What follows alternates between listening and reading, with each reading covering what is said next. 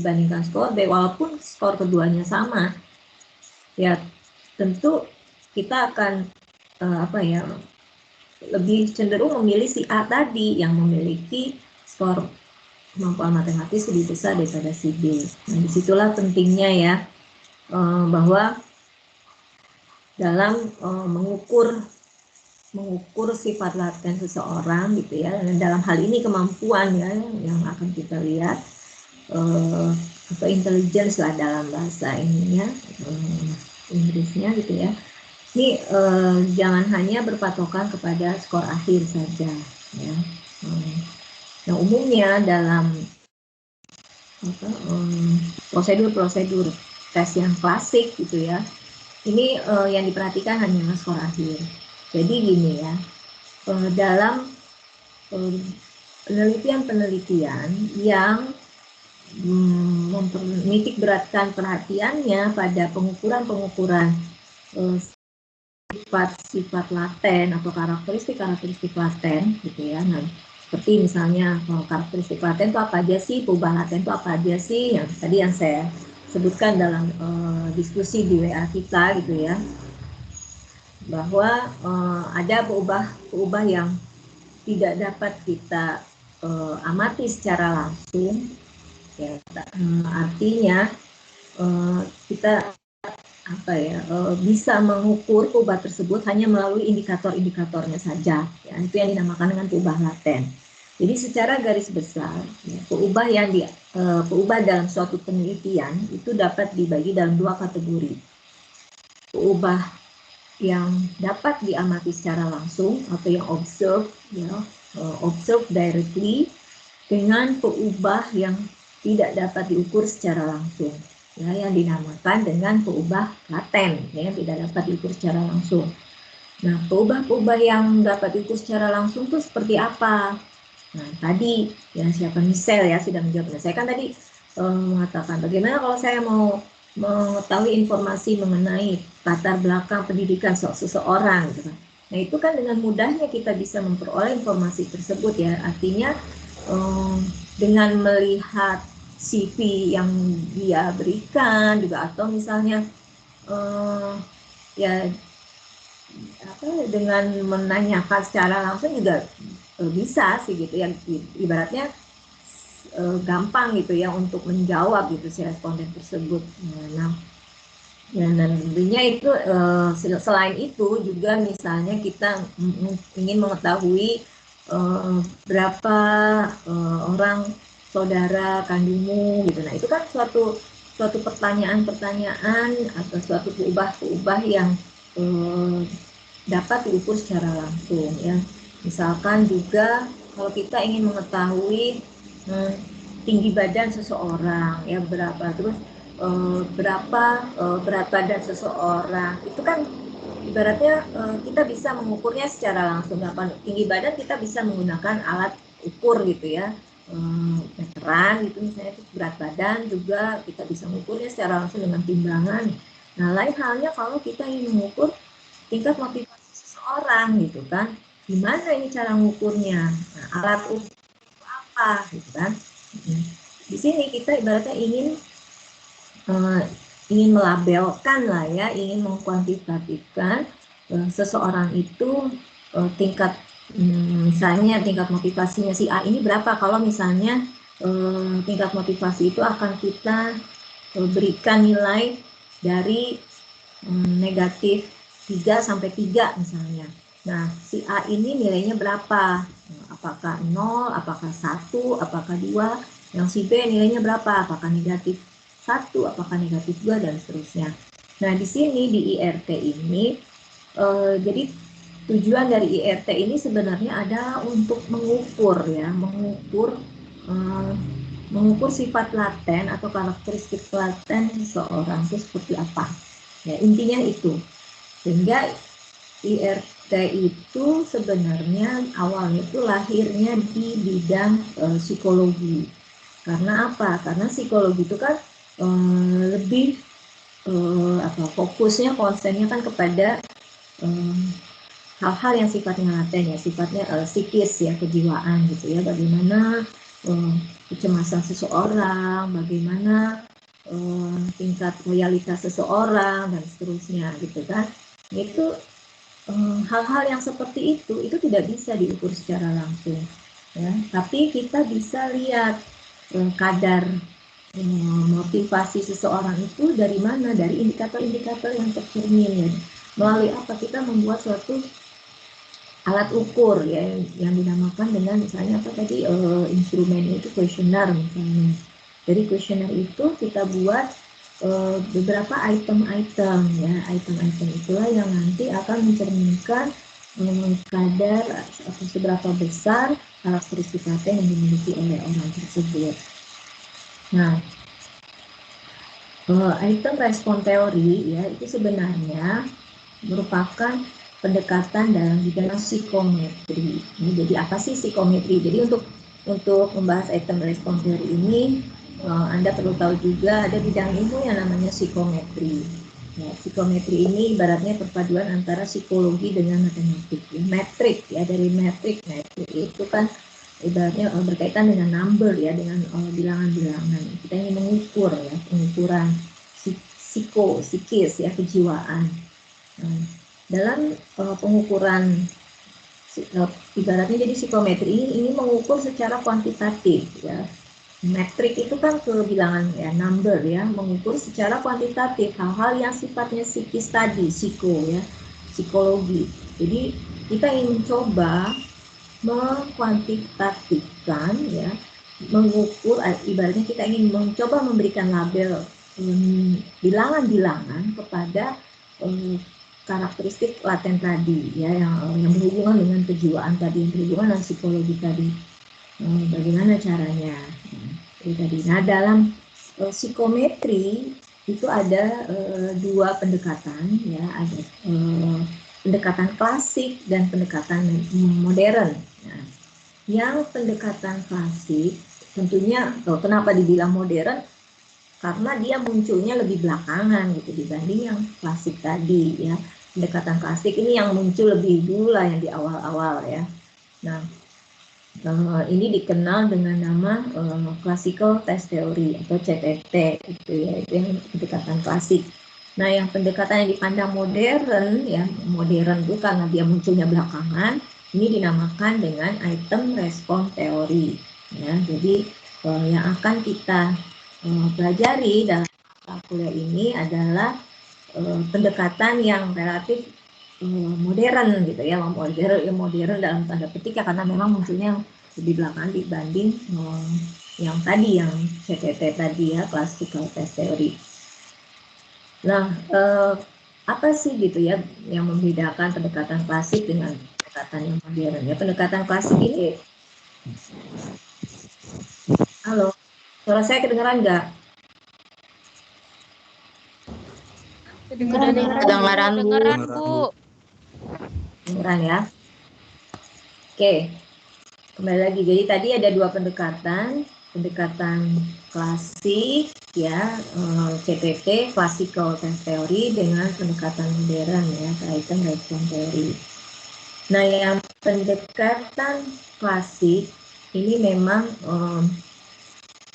memiliki keterbatasan ya, sehingga kenapa muncul item response theory, karena sifatnya ingin mengatasi berbagai kelemahan yang ada di CTT itu. Ya. Tetapi CTT pun juga memiliki kelebihan-kelebihan yang memang sifatnya yang simple ya, dalam segi dalam prakteknya juga masih ada masih dipakai gitu beberapa gitu ya, beberapa orang gitu ya dalam psikologi itu masih ada juga yang memakai beberapa konsep dari CTT itu, karena memang yang sifatnya relatif simple ya, sederhana. Sementara untuk yang IRT ini memang dibutuhkan kemampuan matematis yang cukup tinggi ya. Karena apa?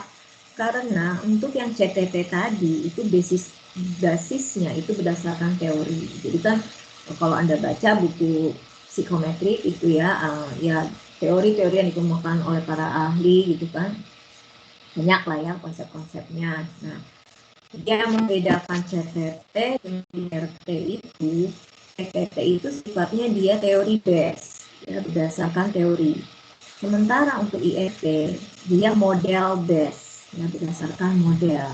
Sehingga dalam IRT ini memang dibutuhkan kemampuan matematis, statistik ya yang cukup kuat, karena memang di dalamnya ini nanti bermain modelan ya, model-model statistik. Kemudian dibutuhkan juga ya kemampuan analisis yang cukup tinggi, ya, cukup baik gitu. Komputasi juga tentunya. Makanya nanti dalam IRT ini juga kita akan gunakan software ya sebagai alat bantu untuk menyelesaikan permasalahan. Ya.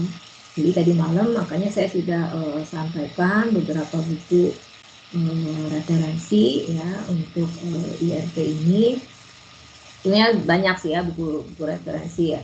Saya udah download sih beberapa buku referensi. Mungkin Anda juga bisa lah ya dari yang link itu di cek aja gitu ya, buku-buku psikometri item responder itu banyak gitu ya. Dan semalam saya itu kasih 5 gitu ya, karena memang kalau untuk yang di link tersebut ada batas maksimal ya untuk mendownload buku itu 5. Dan di situ ada juga yang buku menggunakan R dalam IRT. Ya, nanti kita akan coba gunakan package dalam R ya untuk menganalisis permasalahan dalam IRT ini. Nah, kemudian juga kenapa sih gitu ya kita perlu belajar IRT gitu kan? Kalau boleh dibilang ya di perguruan tinggi atau khususnya di prodi statistika ya di Indonesia ini memang yang memberikan mata kuliah IRT itu masih relatif jarang ya. Nah, UNJ ya di sini boleh dibilang ya relatif concern ke sana. Kenapa? Karena kan sebenarnya dulu UNJ itu kan awalnya itu dari IKIP kan ya, Institut ya keguruan ya, lebih ke fokus ke bidang pendidikan. Walaupun sekarang ya sudah bukan ke fokus ke pendidikan saja ya, di UNJ sudah berbagai macam program studi gitu kan. Namun dengan berangkat dari sana ya, sehingga prodi statistik itu kan kita diminta ibaratnya membuat suatu mata kuliah penciri ya, penciri. Sehingga nanti itu apa sih yang membedakan lulusan mahasiswa prodi statistika UNJ dengan lulusan prodi statistika dari universitas lainnya. Nah, karena itu ya kami dari prodi membuatlah mendesain suatu mata kuliah yang akan menjadi kekuatan Anda, nantinya diharapkan akan menjadi kekuatan atau penciri lulusan dari mahasiswa UNJ dibandingkan lulusan mahasiswa dari perguruan tinggi lainnya. Nah, sehingga kami harapkan gitu ya, ini mahasiswa prodi statistika UNJ memiliki kemampuan ini ya, item response theory ini. Nah, ini apa sih manfaatnya gitu di bidang apa saja sih IRT ini ya. Kalau Anda lihat IRT ini ya aplikasinya itu banyak ya di berbagai bidang. Misalnya bisa ya itu tadi dalam suatu perusahaan atau instansi ya, kementerian gitu kan, seringkali kan kita diminta untuk membuat suatu instrumen ya. Contohnya kalau misalnya di bidang HRD ya, Human Resource Development, ini umumnya mereka-mereka yang memiliki kemampuan assessment ya. Nah, assessment ini ya tentunya harus memiliki pengetahuan psikometri atau IRT yang kuat ya, karena nanti dia akan menganalisis gitu hasil-hasil hasil-hasil jawaban gitu ya, hasil-hasil jawaban yang diberikan oleh para responden dalam menjawab instrumen tersebut gitu ya. Nah, seorang ya ahli IRT gitu ya, nantinya akan memiliki kemampuan itu ya. Juga tadi kan yang untuk di HRD tadi, kalau kita ingin menyeleksi seorang karyawan gitu kan, seorang karyawan yang misalnya memiliki tingkat motivasi atau tingkat negosiasi yang tinggi. Ya. Nah, untuk itu kita memerlukan suatu instrumen atau suatu kuesioner lah ya, kuesioner. Nah, itu nggak sembarangan. Dalam membuat kuesioner itu tentu kita harus mendesain gitu ya, pertanyaan-pertanyaan yang tepat ya, tentunya yang bersifat valid gitu ya, mengukur apa yang sebenarnya akan kita ukur ya, bersifat valid gitu kan. Nah, di situ kemudian juga dari jawaban-jawaban yang masuk juga perlu kita analisis. Nah, itu disitulah ya peranan dari seseorang yang memiliki kemampuan IRT tadi. Jadi di bidang assessment ya, penilaian gitu kan. Nah, kemudian ini di kalau Anda cek gitu ya di Kementerian Pendidikan Kebudayaan juga ada suatu bidang ya, apa bagian itu namanya assessment ya, assessment penilaian ya, di Kemendikbud itu ada bidang assessment itu. Nah, di situ orang-orang yang memiliki kemampuan matematis statistika yang tinggi itu di situ dibutuhkan ya, untuk menganalisis tadi. Sebagai contoh lagi sekarang yang lagi rame adalah SNPTN ya. SNPTN prosedur penilaiannya sekarang itu dalam sudah mulai dari tahun lalu ya. Mulai dari tahun lalu penilaian SNPTN itu menggunakan konsep-konsep IRT ya. Karena sekarang tidak hanya melihat skor akhir saja. Kalau dulu-dulu kan misalnya untuk masuk ke kedokteran itu yang dilihat kan skor akhir, rata-rata minimal misalnya harus 700 misalnya gitu kan. Nah, padahal soal-soal SNPTN itu kan ibaratnya terdiri dari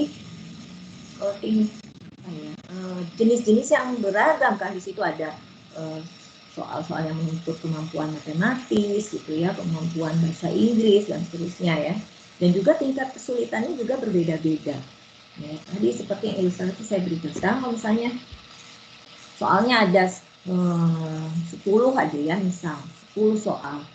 Nah, soal 1 sampai soal yang nomor 4 atau soal sampai nomor ya sampai soal nomor 4 itu adalah soal-soal yang sedang misalnya, atau soal, tingkat kesulitannya jadi dari 10 soal itu terbagi atas 3 kategori ya. Ada yang soalnya kategorinya mudah, sedang, sama sulit gitu kan. Misalkan soal nomor 1, 2, 3 itu yang soalnya gampang gitu ya, soalnya mudah. Terus soal 4, 5, 6, 7 misalnya itu yang sedang tingkat kesukarannya. Kemudian sisanya adalah soal yang susah gitu kan. Nah, kalau misalnya anak itu tadi misalnya skornya dua anak itu skornya sama, tetapi misalkan yang si B itu justru yang dia jawab itu adalah soal-soal yang tingkat kesulitannya tinggi sama yang tadi dia bisa menjawab dengan benar. Nah, tentu ya ini penilaiannya akan berbeda. Nah, sekarang dalam penilaian SNPTN itu menggunakan konsep-konsep IRT. Nah, tentu di dalamnya kan butuh sumber daya kan untuk mengolah hasil SNPTN itu. Sumber daya yang lulusan-lulusan mana nih yang akan dibutuhkan untuk mengolah data seperti itu. Apalagi juga data yang masuk itu sangat besar ya. Peserta tes SNPTN itu tentunya berapa itu ya, berapa juta itu kan. Nah, tentu data dengan sekian besar itu big data di situ juga menuntut kemampuan seseorang dalam menganalisis atau memproses gitu ya data dengan kapasitas besar. Jadi itu tidak hanya membutuhkan kemampuan komputasi untuk menganalisis data besar, tetapi juga membutuhkan keahlian IRT ini ya, karena nanti dalam IRT ini banyak hal yang diperhatikan gitu ya, tidak hanya melihat tadi itu saja, dilihat dari karakteristik si item itu sendiri seperti apa ya, lihat dari tadi tingkat kesukarannya, kemudian tingkat pembedanya, karena kan tadi seperti yang tadi diskusi kita di WA bahwa soal-soal atau item-item yang bagus gitu ya adalah item-item yang bisa membedakan antara karakteristik laten seseorang yang tinggi dengan karakteristik laten seseorang yang rendah. Jadi harus bisa membedakan seperti itu. Artinya di situ ada karakteristik diskriminasi. Di IRT ini nanti akan lihat bahwa karakteristik yang melekat di item itu ada 3 ya sebenarnya. Ada difficulty, kesulitan ya, kemudian ada lagi tadi diskriminasi, kemudian nanti ada lagi yang namanya guessing faktor ya, atau lower asymptote itu nanti ya. Jadi kalau yang namanya guessing faktor lower asymptote itu adalah suatu faktor pengecoh gitu ya. Jadi bisa jadi ya dari suatu tes gitu ya, yang 10 soal tadi gitu kan. Nah sebenarnya seseorang itu ya si A bisa menjawab dengan benar pertanyaan nomor 8. Padahal sebenarnya kemampuan si A itu rendah ya. Dia bisa jawab itu karena apa? Karena dari unsur menebak-nebak ya. Ya kan ada kan ya, kita tuh kalau dikasih soal gitu dengan soalnya tipenya pertanyaan tertutup gitu kan. Seringkali kan kita jawabnya sebenarnya kita nggak tahu gitu kan. Ya, kita nggak tahu soal tersebut, soal yang ditanyakan tersebut. Tapi kita jawab dengan cara menebak. Nah, di dalamnya tebakan kita itu benar. Jadi seolah-olah kalau kita yang menganalisis seolah-olah merepresentasikan orang tersebut gitu ya, si responden tersebut tahu atau mampu memecahkan soal tersebut. Padahal sebenarnya enggak, dia itu dengan cara menebak. Nah itu nanti juga akan diperhitungkan dalam IRT ini ya, karakteristik item yang tadi, tingkat kesulitan, kemudian pembeda, dan juga tadi yang masalah faktor penebak tadi. Nah itu ya sedikit gambaran bahwa manfaat IRT ini banyak gitu ya di berbagai bidang. Kemudian kenapa kita harus kenapa kita harus belajar IRT gitu ya, karena itu tadi IRT ini akan digunakan dalam pengukuran perubahan laten. Nah, kemudian ini kan bobotnya 3 SKS ya, sama di kemarin itu untuk aturan lainnya kita nanti akan ada UAS, UAS gitu ya, yang 40% dan 3-nya 20%, ada 3-9. Nah, mudah-mudahan sih ya kita dalam perkuliahan kita mudah-mudahan tidak harus selalu full online menggunakan media ini, NST ini, karena memang mungkin akan membutuhkan kuota yang besar yang mungkin nanti diselingi juga dengan seperti tadi diskusi dengan via WA tadi ya. Makanya saya harap ya Anda aktif gitu ya dalam menjawab, usahakan yang belum muncul lah ya, karena itu nanti ya sebagai ya pertimbangan saya juga mengecek gitu kan keaktifan Anda ya, juga mencerminkan bahwa Anda itu hadir. Ini saya ngomong nggak ngomong sendirian gitu, bahwa Anda tuh ada. Nah kemudian apa lagi ya, ini saya sebenarnya ini filenya saya belum rapi, ini saya screen. Nah, kalau dari buku The Ayala itu kalau Anda baca ya, bahwa IRT itu katanya suatu metode statistik yang sebenarnya penting gitu ya. Saya belum screen ya. Penting tetapi nggak banyak orang yang tahu katanya. Ya hanya sedikit orang yang mengetahui. Kalau Anda baca di pengantarnya itu ya, di preface-nya di buku The Ayala, jadi di situ disebutkan sebagai pengantarnya bahwa IRT ini sebenarnya suatu bidang ilmu ya, suatu metode statistik yang sangat penting gitu ya. Namun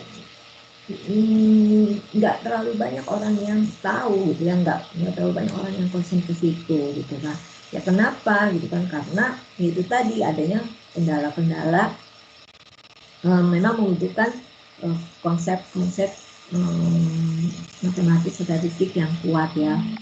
Ya mungkin kalau di sini kita hanya akan mempelajari dulu hanya pengantar-pengantar aja, karena nanti kalau memang benar-benar ingin concern gitu ya, itu ada pendugaan parameternya, itu bisa menggunakan konsep Bayesian, bisa menggunakan konsep maximum likelihood. Nah di situ tentu membutuhkan kemampuan-kemampuan yang cukup tinggi. Orang psikologi itu ya bukannya saling mencela, itu nggak semuanya paham masalah itu gitu ya, yang tadi konsep-konsep likelihood, bias gitu. Nah disitulah makanya bisa masuk orang-orang statistik atau orang matematik gitu ya. Nah di sini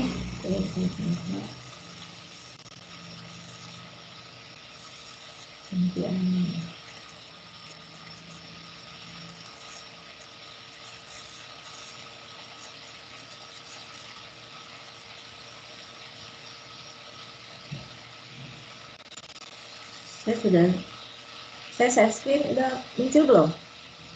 Muncul, Bu. Muncul, Bu. Muncul, Bu. Hah? Muncul. Sudah? Sudah. Ya. Oke. Nah ini tadi sudah ya. Nah jadi sebenarnya ini tadi ya, psikometri, ibaratnya psikometri itu adalah ilmu yang mempelajari apa yang kita rasa ya, feel gitu ya, apa yang nah di sini apa yang kita pikirkan ya. Jadi psikometri ini teori yang measure about what do you think, what do you feel katanya ya, apa yang dirasakan oleh seseorang, apa yang dipikirkan oleh seseorang. Nah ya, nah itulah psikometri katanya ya, bidang ilmu yang concern untuk mengukur ada hal-hal apa yang dirasakan seseorang, apa yang dipikirkan seseorang gitu ya.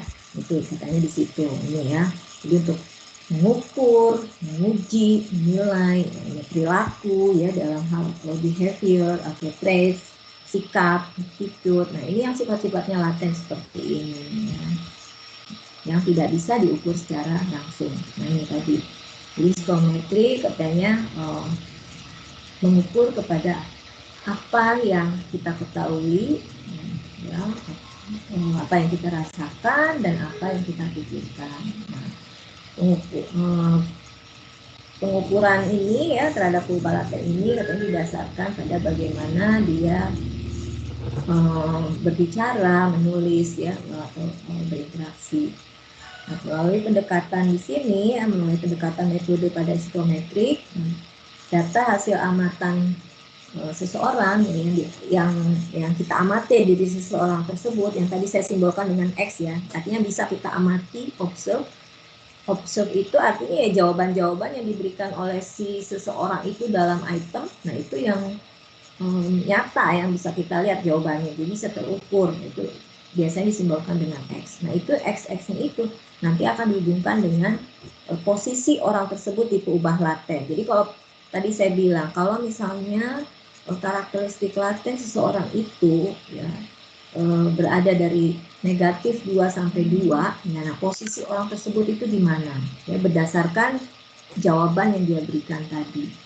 Oh ya, perhatikan juga bahwa IRT ini mengasumsikan bahwa peubah latennya itu bertipe kontinu. Ya, jadi perhatikan, dalam peubah laten pun ya, jenisnya ada 2. Jadi ada yang bertipe kategori dan ada yang bertipe numerik ya, kontinu ya, discrete kontinu gitu ya. Nah, peubah laten yang menjadi concern dalam IRT ini ya, diasumsikan peubah latennya itu bertipe kontinu. Ya nanti peubah laten yang tipenya kategorik itu nanti ada namanya laten class analysis. Ya. Nah, di sini, jadi ini nih ada 3 pendekatan dalam psikometri ya, yaitu CTT yang tadi saya bilang ya, classical test theory, kemudian IRT, dan ini latent class analysis. Ini nggak akan saya bahas lebih detail ya latent class analysis. Intinya kalau latent class analysis ini adalah bahwa peubah laten itu bertipe kategori ya. Nanti akan kita lihat kayak apa sih peubah laten yang tipe kategorik dengan yang numerik itu ya, jadi contohnya. Jadi ini tadi yang sudah saya sampaikan bahwa CTT ini ukurnya berbasis teori, ya, teori-teori yang sudah ada ya, yang dikemukakan oleh para ahli, gitu ya, di berbasis teori ya. Teori ya ada juga model-model gitu, tapi di sini di CTT yang ibaratnya modelnya simple ya, sederhana. Seperti tadi kan X sama dengan T plus E, itu kan kalau dilihat seperti model, ya model memang, tapi relatif sederhana. Nanti dibandingkan dengan IRT, model-modelnya relatif lebih kompleks gitu ya. Nah, IRT ini pengukuran berbasis model. Nah, kemudian yang membedakan lagi yang utama adalah bahwa CTT karakteristik laten itu didasarkan pada skor akhir.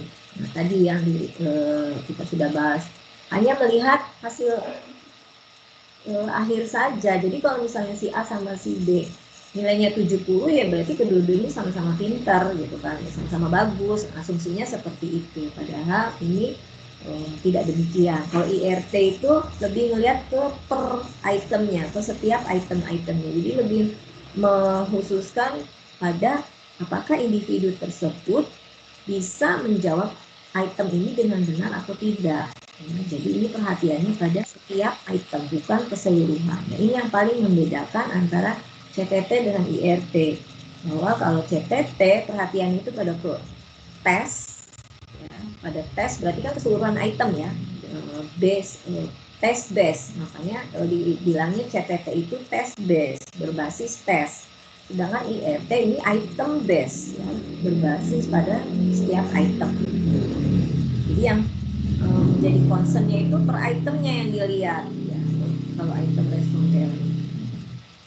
Nah, kemudian dalam IRT, jadi orang atau responden dengan item itu ditempatkan pada satu skala yang sama. Ya, jadi anggap ini kita bayangkan suatu garis itulah ya, dari min 2 sampai 2 atau dari min 3 sampai 3. Ada buku referensi yang mengambil min 3 sampai 3, ada yang min 2 sampai 2 ya. Dia ini menganalogikannya dengan kurva sebaran normal ya. Sebaran normal kan min 3 sampai 3 ya, ada dia min 2 sampai 2, min 3 sampai 3. Nah, itu. Nah, dalam kontinum itu dari min 3 sampai 3, nah karakteristik orang dan item itu akan ditempatkan di dalam satu kontinum yang sama itu. Jadi untuk item dari min 3 sampai 3, kalau semakin ke kiri ya, kalau misalkan suatu item memiliki tingkat difficulty-nya semakin ke kiri ya, itu menunjukkan karakteristik item tersebut makin mudah. Tetapi jika item tersebut memiliki tingkat kesulitan yang besarnya itu semakin ke kanan, berarti item tersebut makin sulit. Begitu juga karakteristik laten seseorang di dalam kontinum itu, semakin ke kiri orang tersebut memiliki karakteristik laten yang semakin rendah, semakin ke kanan dia semakin tinggi. Jadi kalau misalnya lagi mengukur tingkat motivasi, ini tingkat motivasi seseorang, kalau si A memiliki tingkat motivasinya minus 1 misalnya, si B motivasinya 0, ya berarti si B memiliki tingkat motivasi yang lebih tinggi dibandingkan si A. Ya, supaya semakin ke kanan semakin tinggi ya, karena positif. Gitu. Jadi ini tadi orang dan item ini berada pada satu skala kontinum yang sama. Dari negatif, sebenarnya prinsipnya sih dari min hingga sampai plus hingga ya. Tetapi umumnya orang pakai min 3 sampai 3.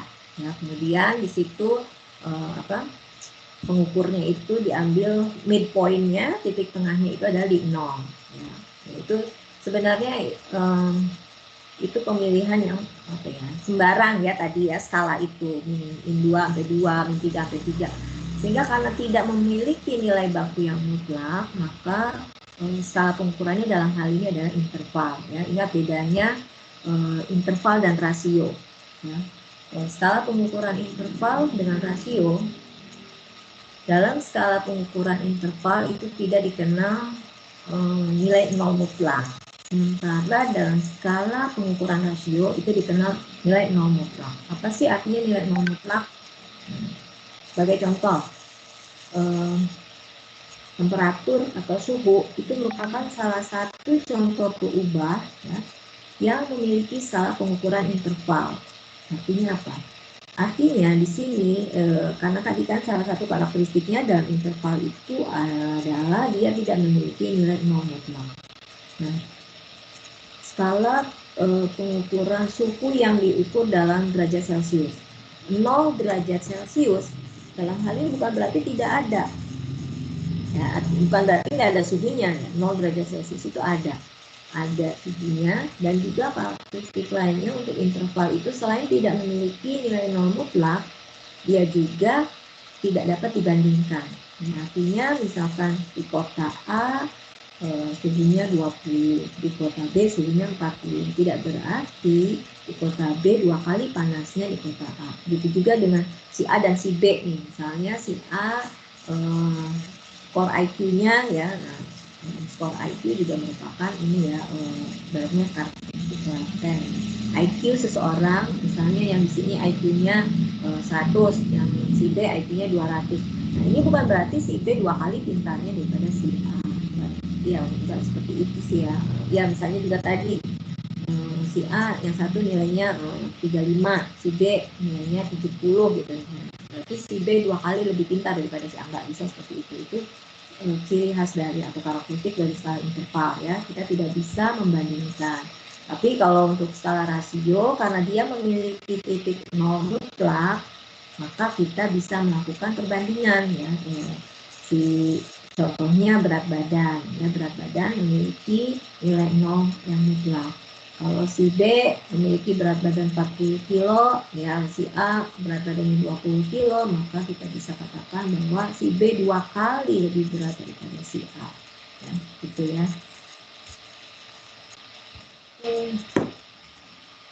Nah, tadi karena IRT itu adalah tujuannya adalah untuk mengukur, ya, mengukur individu, mengukur objek, ya, dan karakteristik yang diukurnya itu bersifat laten, maka tentu kita harus paham dulu apa sih itu pengukuran.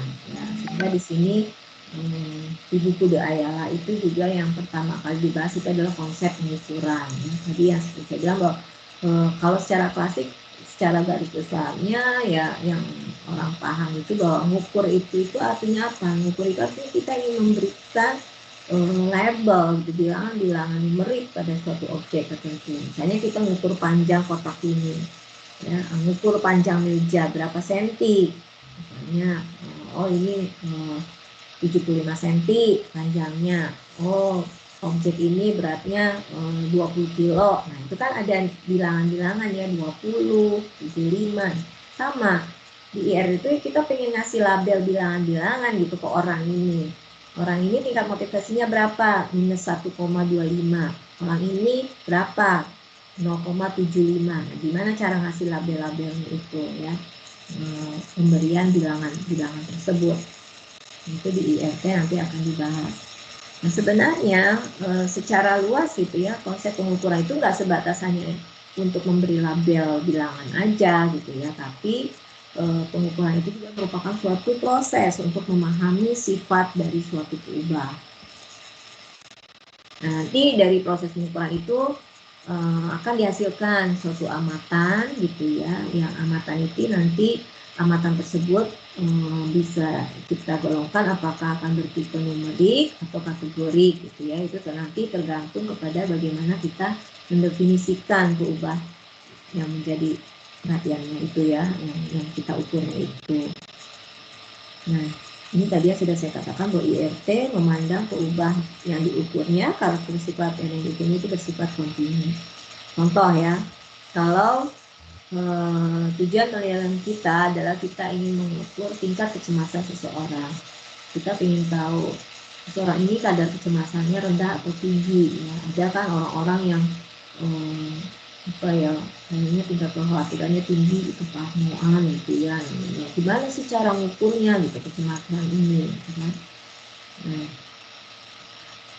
tentu kan ada ini ya bidang-bidang kerja gitu ya yang membutuhkan yang seseorang itu kalau misalnya tingkat kecemasannya terlalu tinggi juga nggak bagus gitu kalau dia kerja di bidang itu gitu.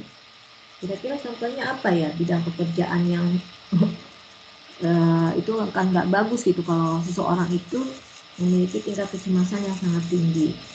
Kira-kira apa ya? Ada yang tahu nggak?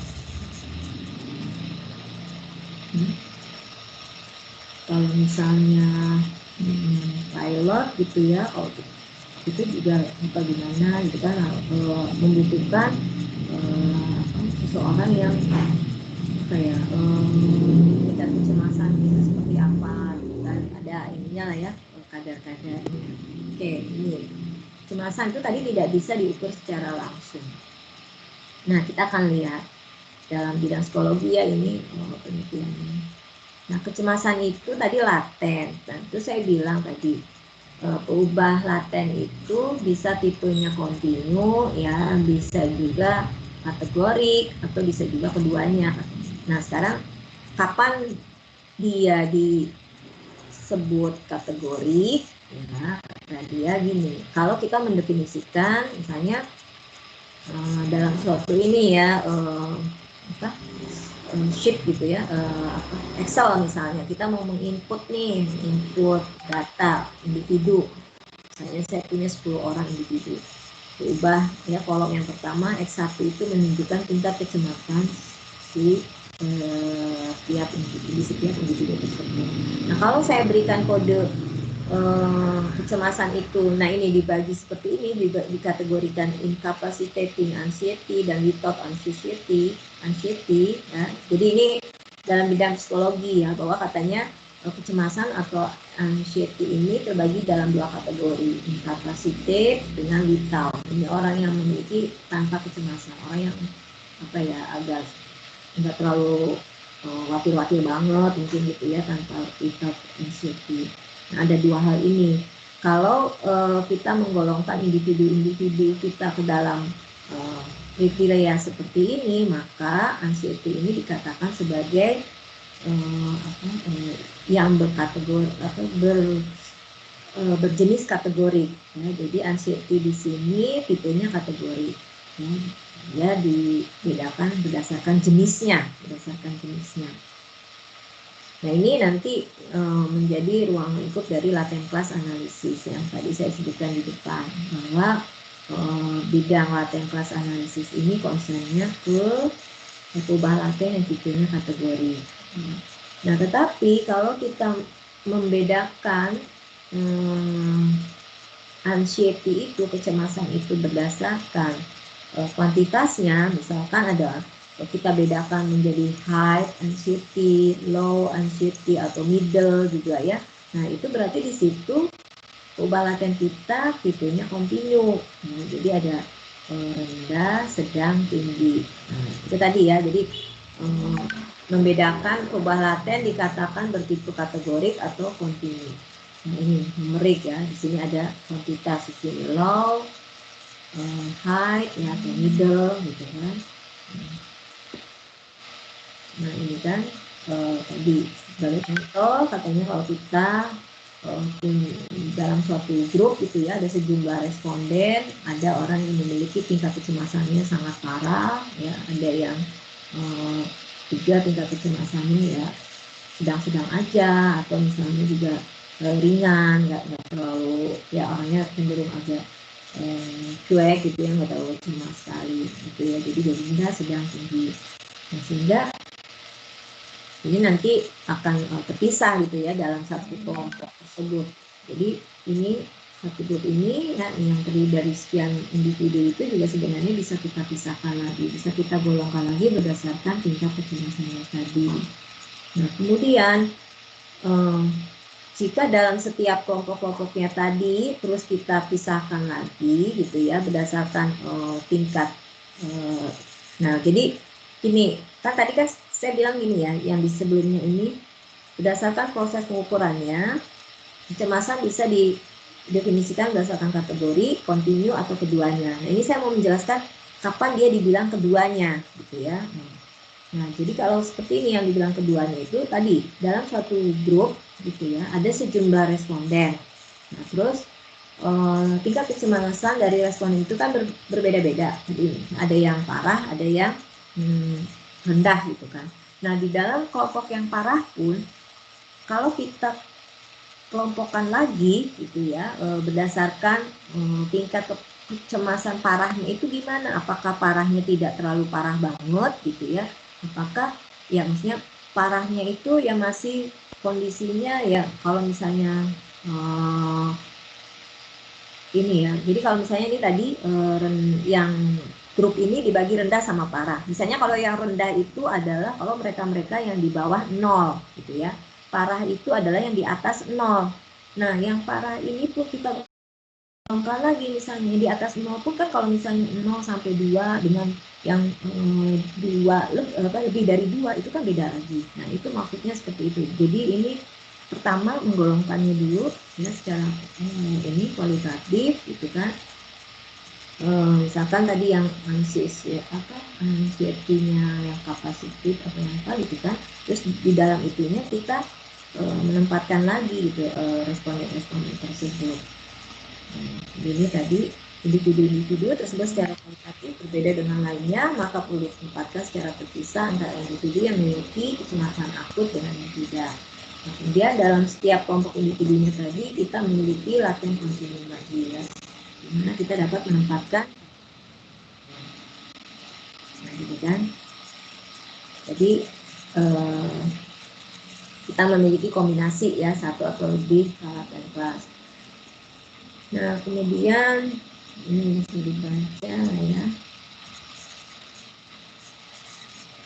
Oh ya, tadi kecemasan juga bisa kalau mau diukur ya, melalui kita mengukur kecemasan itu ya kita bisa ya menggunakan suatu instrumen. Kita bisa tanyakan misalnya sehari-harinya berapa jam kamu tidur gitu kan. Kan kelihatan kalau misalnya dia ini kecemasannya itu sangat tinggi, mungkin itu bisa disebabkan karena dia kurang istirahat, sakit kepala atau tidak gitu kan. Ini dari jawaban-jawaban yang diberikan oleh responden terhadap item-item ini gitu ya, itu akan mencerminkan tingkat kecemasan seseorang tersebut. Jadi kecemasan juga katanya bisa diukur secara fisiologis ya, dengan elektromiogram. Nah, ini tadi ya pengukuran kecemasan bisa dilakukan berdasarkan pendekatan psikologis ya, misalkan dengan memberikan sejumlah pertanyaan. Ini tadi ya, pertanyaan seperti tadi dalam WA kita ingin mengukur tingkat negosiasi seseorang ya, kita berikan sejumlah pernyataan. Nah, kalau bisa memang dalam membuat pertanyaan ya, dalam suatu kuesioner itu sifatnya jangan menggiring ya, jangan menggiring si responden. Maksudnya kita kalau bisa mungkin membuat pernyataan itu yang sifatnya netral lah, jangan membuat setujukah kamu bahwa ini tuh begini. Nah, berarti kan seolah-olah kita mendorong dia jawab setuju. Kalau bisa jangan seperti itu. Kalau kita membuat pertanyaan itu jangan menggiring responden ke arah seperti itu ya. Setujukah Anda jika ini begini nah, gitu ya. Lebih baik kita membuat pernyataan aja, nanti dari pernyataan itu ya buatlah suatu kalimat positif lah ya, afirmatif gitu. Nah, terus berikan option-optionnya ya. Dari situ baru kita analisis ya. Jadi untuk IRT ini memang untuk menganalisis pertanyaan-pertanyaan sifatnya tertutup. Nah, tapi nanti ada juga sih ya metode dalam IRT, nanti itu untuk IRT 2 ya. Untuk kasus-kasus kita kalau mengevaluasi soal-soal yang bobot penilaiannya berbeda-beda. Ya, jadi ada kan kalau di soal matematik gitu ya, terutama itu kadang-kala jawaban seseorang meskipun nggak full benar gitu ya, kita sering kasih nilai gitu ya. Jadi misalkan Ini soal nomor 1 kalau dijawab full itu nilainya misalnya 5. Nah, tetapi si responden ini hanya menjawab sampai sebatas step mana, sehingga kita kasih nilai cuma 2 atau kita bisa kasih nilai sama sampai 3 gitu ya. Nah, yang hal-hal yang seperti itu juga nanti akan kita bahas ya di analisis di dalam item respon teori. Ini ada nanti metodenya ya untuk menganalisis kasus-kasus seperti itu.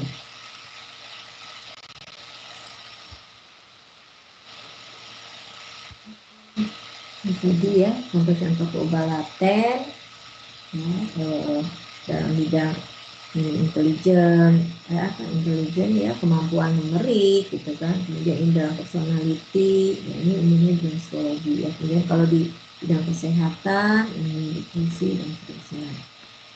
Nah, ini tadi hal-hal yang perlu diperhatikan pada pengukuran gitu ya, ada reliability, validity, ya, reliabilitas ini kekonsistenan ya. Jadi alat ukur kita yang bagus itu harus memiliki reliabilitas yang tinggi. Jadi kalau kita berikan kepada responden gitu ya berulang-ulang gitu ya, relatif berulang-ulang itu jawaban responden itu konsisten. Jadi pertanyaan kita memang mudah dimengerti gitu ya jawaban. Kan ada ya pertanyaan kita itu kurang bagus sehingga jawabannya itu juga kalau dikasih lagi jawabannya beda lagi gitu ya. Nah, alat ukur yang bagus itu yang konsisten gitu ya, stabil. Ini validity. Nah, validity dia mengukur apa yang sebenarnya akan kita ukur ya, valid. Ini konsep-konsep standardized ya, standarisasi. Kemudian kalibrasi bagaimana nanti mengubah ya standarisasi ini ya. Tentu dalam pengukuran itu ada konsep-konsep ya standar yang harus diperhatikan gitu kan. Oke. Nah, ini nanti ya bisa dilihat ya jenis-jenis reliability, jenis-jenis validity. Ini kok ulangnya di. Bentar, itu baru segitu yang saya sampaikan.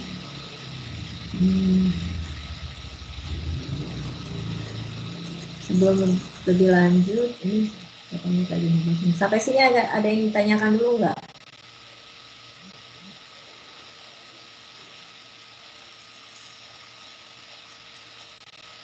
Halo, bisa dipahami? Ada yang bertanya sampai sini?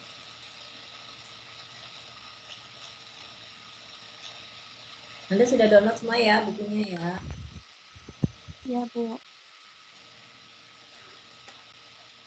Oke.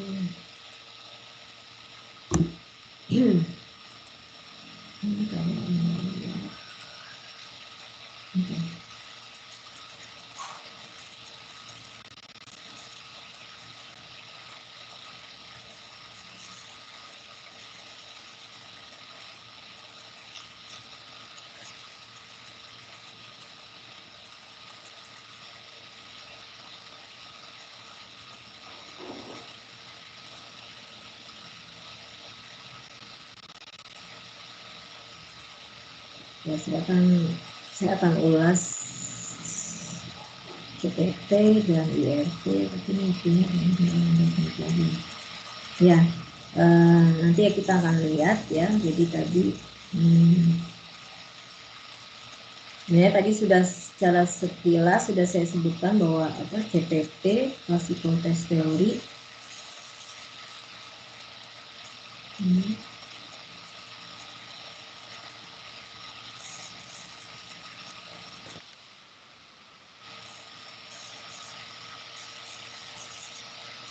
Anda hari ini ada kuliah lagi nggak? Jam 10.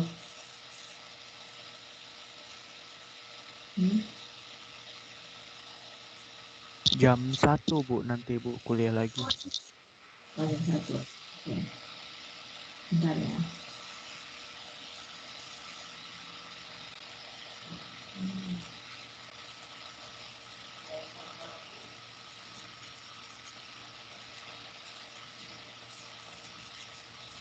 Ini saya kelihatan nggak?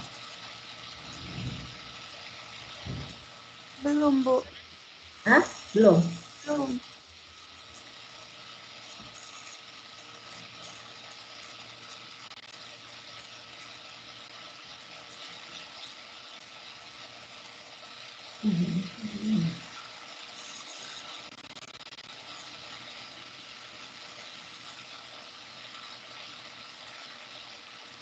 Udah?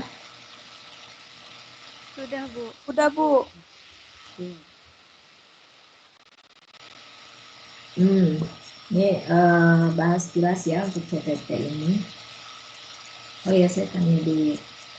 Di antara kalian ada yang ngambil mata kuliah psikometri nggak ke prodi psikologi?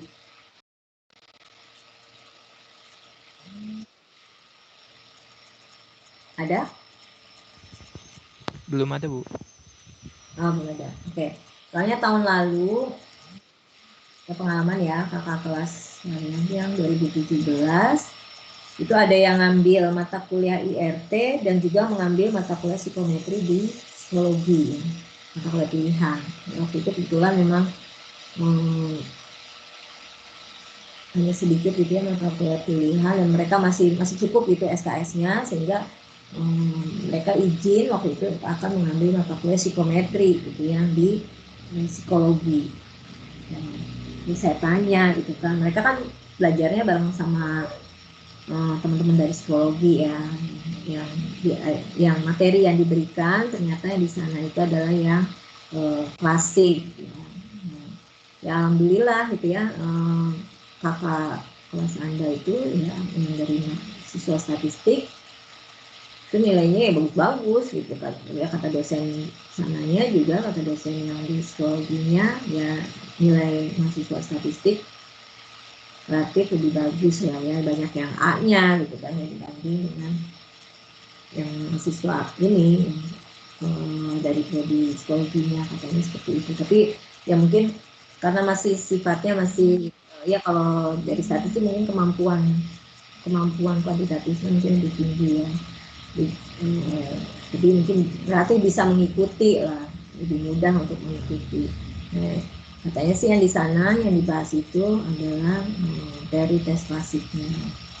Nah ini tadi saya sudah bahas jelas perbedaannya ya CPT dengan IRT, bahwa fokusnya dari CPT itu adalah skor amatan pada seluruh ya, ini pada seluruh instrumen ya, bukan ke itemnya. Sedangkan untuk IRT unit fokusnya adalah item ya, setiap pertanyaan-pertanyaan, item-item atau butir-butir soal. Nah kemudian ini tadi skor amatan responden ya, kalau saya notasikan dengan X ya, dia itu merupakan jumlah dari respon-respon yang diberikan oleh peserta pada instrumen ya.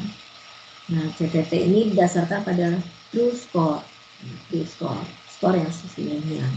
Nah, ini walaupun bukan berarti true itu benar gitu kan, ini apa ya, istilah aja gitu ya, namanya true score, parameter lah yang sebenarnya ya. Nah model ini menghubungkan skor amatan individu dengan lokasinya pada pubalaten. Misalnya pubalaten yang diukur itu ini ya berdasarkan suatu instrumen ya, pada suatu waktu dan tempat tertentu.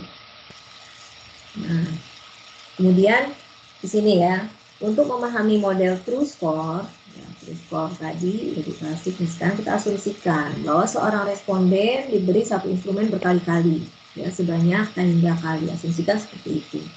Sehingga pada setiap pemberian instrumen ya nanti kita hitung skornya. Nah rata-rata dari skor yang diperoleh dari yang tadi berkali-kali pemberian instrumen itulah yang dinamakan dengan nilai harapan ya. Sebenarnya konsep nilai harapan atau ekspektasi itu seperti itu ya.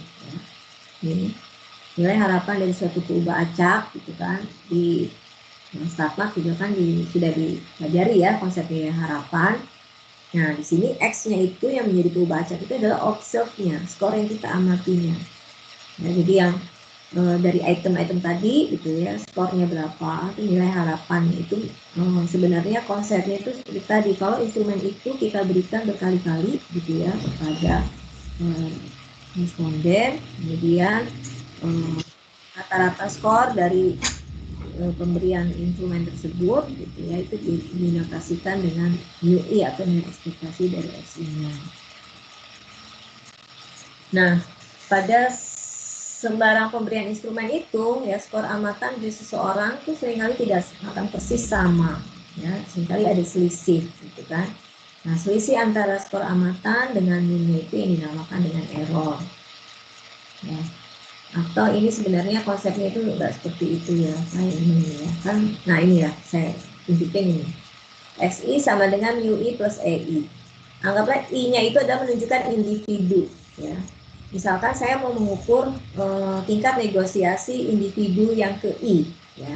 Nah, secara rata-rata ya, misalkan ya tingkat negosiasi seseorang itu ya, ya ini jawaban yang diberikan oleh seseorang itu ada di dalamnya itu dipengaruhi oleh suatu true score-nya ya. Ini mu itu dipandang sebagai true score atau perubahan latennya ya. Tadi saya bilang bahwa tadi ya dari jawaban-jawaban yang tadi mengenai tingkat negosiasi, orang yang memiliki tingkat negosiasinya tinggi mungkin dia akan memilih optionnya yang A atau option yang B atau option yang C. Nah, artinya dalam suatu peubah yang kita amati, XI, itu dipengaruhi oleh suatu karakteristik laten yang ada di dalam individu itu sendiri. Tapi selain dipengaruhi oleh karakteristik laten, itu ada hal-hal lain di luar karakteristik laten ini. Nah, hal-hal lain itulah yang kita masukkan ke dalam error ini. Sama yang kemarin kita udah baca model linier gitu kan. Ada hal-hal lain yang disebabkan oleh faktor lain di luar ini.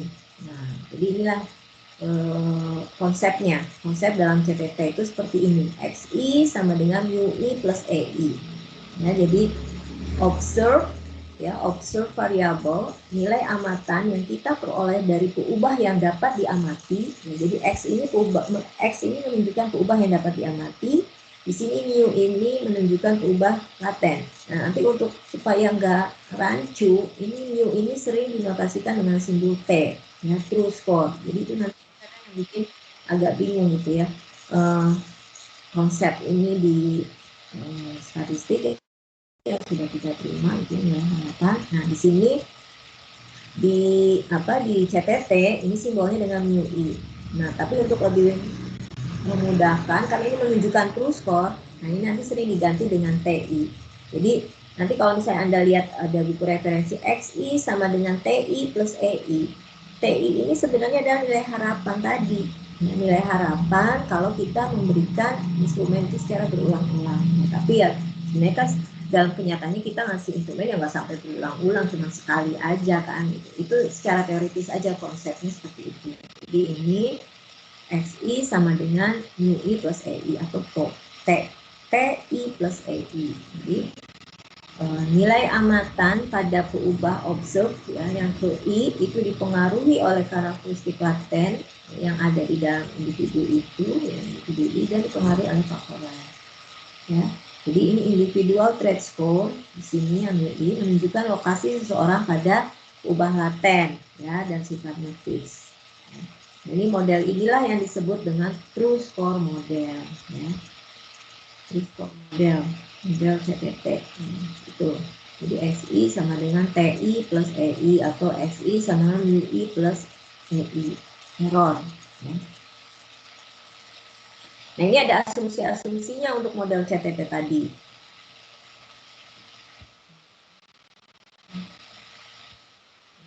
Artinya bahwa error itu saling bebas dengan T. Ya, di sini saya tulis lagi di bawahnya XI sama dengan TI plus EI. Ya. Jadi ini istilah true score should not be interpreted as indicating truth in any way. Ya. Jadi ini antara TI atau dengan EI itu bersifat saling bebas ya asumsinya. Ya. E tidak berkorelasi dengan T pada suatu instrumen. Kemudian error pada satu instrumen ini juga tidak berkorelasi dengan trait score pada instrumen yang lain, ya. Jadi kalau error kalau ada dua instrumen nih, ya, error pada instrumen yang satu ini tidak Jadi pada satu instrumen yang sama, error dengan trade itu saling bebas. Kemudian error dengan trade pada instrumen yang lain juga bersifat saling bebas. Nah, dalam satu instrumen yang sama, antara error yang satu dengan error yang lain, ya, error individu yang ke I dengan individu ke yang lainnya itu juga saling bebas. Ya. Jadi ini asumsi-asumsi pada CPT. Ini sampai sini ya, nah ini tadi keterbatasan dari CPT ya.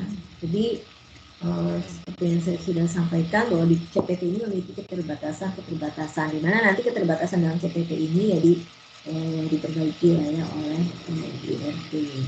Nah, di sini keterbatasannya bahwa karakteristik instrumen dan karakteristik yang ada di orang ya di responden disebut dengan examinee atau person itu dia saling bergantung satu sama lain.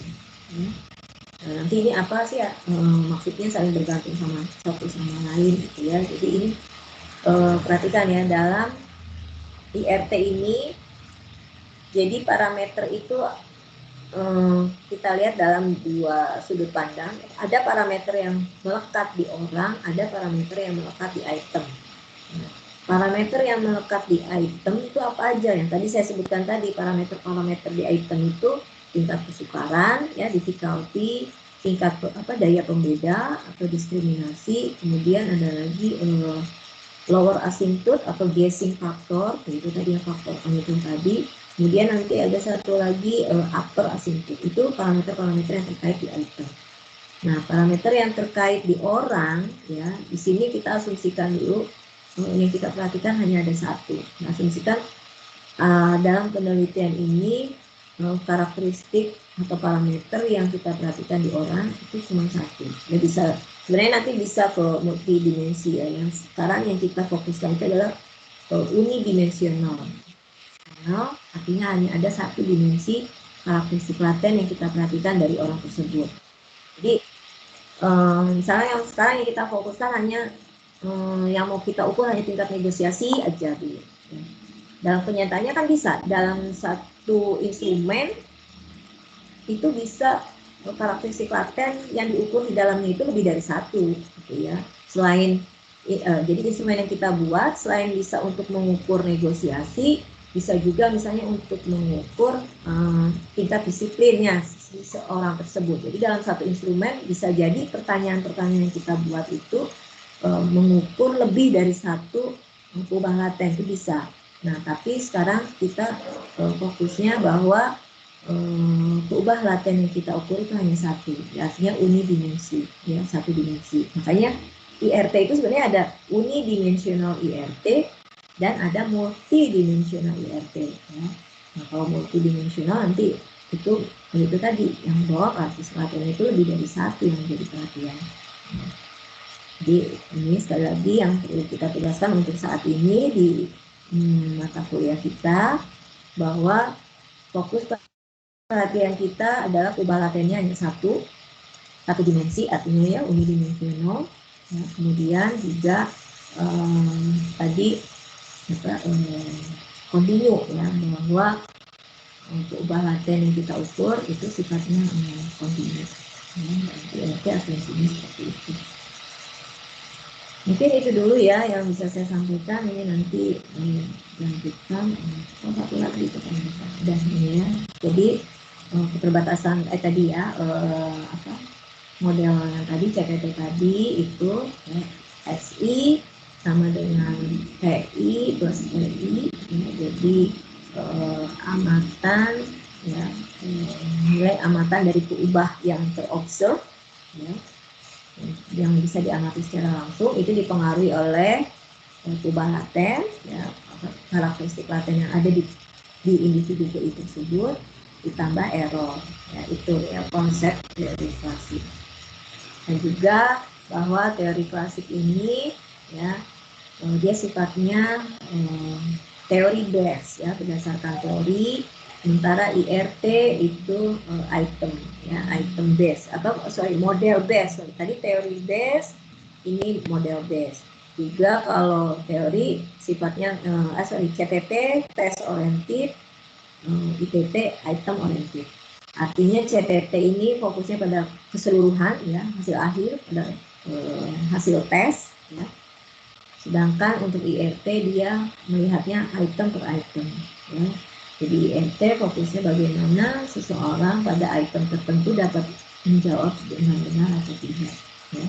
Kalau konsep kita konsep benar salah ya, kita nggak selamanya, maksudnya ya tadi kalau untuk yang motivasi ya kita melihat bagaimana si seseorang dalam menjawab item ini, tingkat motivasinya segimana ya. Nah juga untuk yang CTT indeks item itu bergantung kepada kelompok peserta. Jadi karakteristik item itu tidak saling bebas kalau di CTT, sangat bergantung pada peserta. Jadi suatu item terlihat tingkat kesukarannya sangat tinggi. Nah, kenapa dia terlihat sangat tinggi? Karena dia mungkin dijawab oleh kelompok orang-orang yang memiliki kemampuannya itu sebenarnya rendah. Nah, jadi orang tersebut menjawab soal tersebut ya nilainya jelek-jelek gitu. Jadi seolah-olah ini soalnya sulit gitu. Itu artinya antara karakteristik item dengan peserta itu tidak bersifat saling bebas. Nah ini keterbatasan CTT itu seperti itu gitu ya. Kemudian juga gaya pembeda atau diskriminasi item ya, dan juga tergantung pada kelompok peserta. Dan juga sebaliknya, seseorang ya kemampuan peserta itu tergantung pada item-item tertentu yang diberikan pada suatu tes. Jadi gini, maksudnya kemampuan peserta tes tergantung pada item tuh gini, seseorang terlihat pintar gitu kan. Pintar tuh karena kebetulan soal yang dia kerjakan itu adalah soal yang tingkat kesukarannya rendah gitu kan. Nah, jadi makanya dalam membuat soal itu kita harus harus bisa gitu membuat soal yang tingkat kesulitannya itu ibaratnya jangan tingkat kesulitannya itu rendah semua, jangan seperti itu gitu ya. Nah, karena nanti hasilnya itu akan berbias gitu ibaratnya ya, hasilnya akan berbias. Kita akan menyeleksi nih si A dengan si B. Misalnya TOEFL aja ya yang gampang gitu kan. Kita kan sering mengikuti tes TOEFL, tetapi soal TOEFL saya gitu yang ngerjainnya di misalnya di UNJ dengan skor TOEFL yang si B yang ngambil tesnya kebetulan bukan di UNJ, itu bisa jadi kan berbeda. Soal TOEFL itu kan banyak ragamnya ya, banyak jenisnya. Nah, tapi soal TOEFL itu ya memang sudah didesain sedemikian rupa sifatnya itu standar gitu. Artinya walaupun si A dan si B mendapatkan soal TOEFL yang berbeda, nah ini nanti di sini juga peranan IRT juga bagaimana kita menyamakan gitu ya, menyamakan skor TOEFL dari dua orang gitu ya. Ibaratnya 450 di sini, 450 di sana. Ini apakah kemampuannya sama atau tidak? Nah, tentunya yang dipengaruhi oleh tadi jenis-jenis soalnya itu harus bersifat saling bebas. Jangan soal ini ya, jadi kelihatan bahwa ini si A ini bisa dapat nilainya bagus gitu ya, nilainya 490 gitu kan. Atau misalnya si A ini dapat nilai TOEFL-nya 550 gitu. Karena kebetulan aja dia dapat soal TOEFL yang jenisnya gampang gitu ya. Sementara si B, padahal mungkin kemampuannya si A sama si B itu sama aja gitu. Karena kebetulan aja dia mendapat soal TOEFL yang relatif kategorinya lebih susah dibanding yang temennya itu. Nah itu jangan dalam CTT itu ini kayak gini ya gitu. Jadi indeks item itu bergantung kepada kelompok peserta. Jadi kita tidak bisa tidak bisa mengatasi masalah yang seperti ini. Nah, nanti kalau di IRT ini akan dipertimbangkan gitu ya. Maksudnya tidak seperti itu. Ini keterbatasan CTT itu memang itu indeks item itu memang tergantung kepada si orang peserta yang ikut tes tersebut. Artinya tidak bersifat saling bebas. Ya. Oke, sampai sini. Mantap.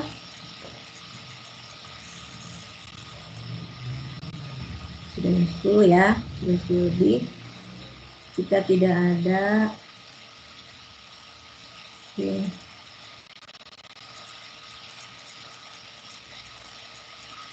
Saya akhiri ya. Ada yang tanyakan tidak? Halo.